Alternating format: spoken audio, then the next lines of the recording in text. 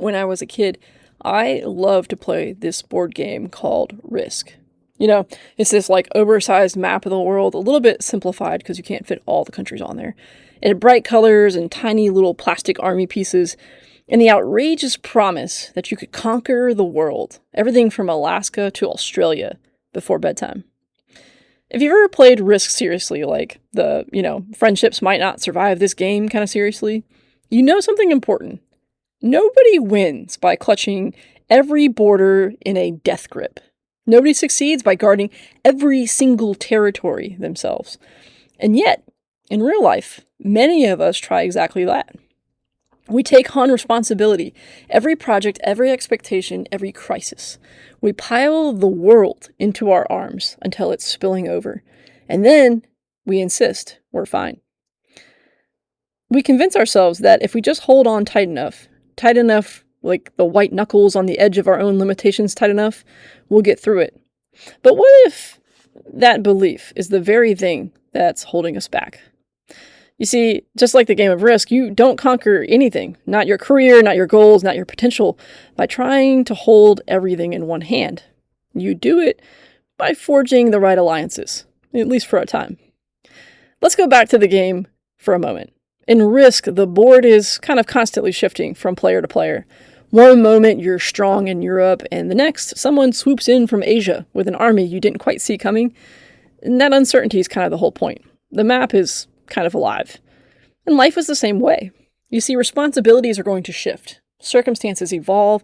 Strategies that worked last year stop working this year. And in a world that is fluid, true power doesn't come from hoarding all the control. It comes from knowing when to share it, when to form an alliance.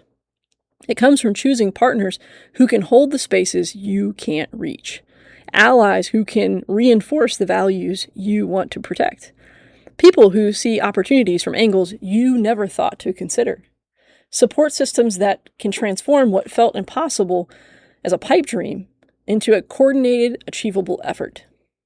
The most successful people aren't the ones who try to be everywhere all at once.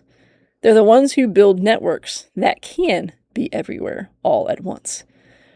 And let's take a moment to talk about something that often hides beneath the surface: fear. Because if we're honest, the reason many of us try to do everything alone isn't pride, it's fear. Fear that asking for help makes us look weak. Fear that letting others in risk losing control. Fear that if we don't do it ourselves, it won't get done right. But here's the thing. Every meaningful achievement in human history was and is collaborative. Every breakthrough, every moment, every innovation, none of it happened because one person tried to own the whole board. It happened because someone said, I can't do this alone, and I don't need to. Collaboration isn't surrender, it's strategy.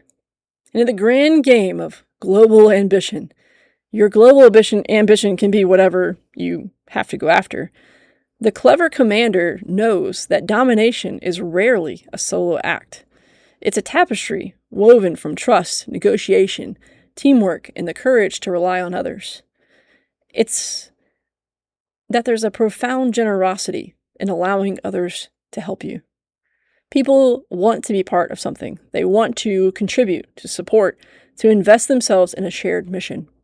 When you shut people out, you deny them that chance. But when you let them in, something powerful happens. The dream stops being yours alone, and it becomes something much bigger. So if right now you're trying to hold everything together by yourself, projects, expectations, emotions, and maybe even a few quiet hopes you haven't shared with anyone yet, I want to offer you a gentle thought. Maybe the strength you're trying so hard to display isn't the strength you actually need. Maybe what you need is a network, a coalition, a few good allies, people who want to see you succeed, are willing to take up a corner of the map so you don't have to defend all of it all alone. Because you don't have to hold the whole world alone. And the most surprising part? You were never meant to.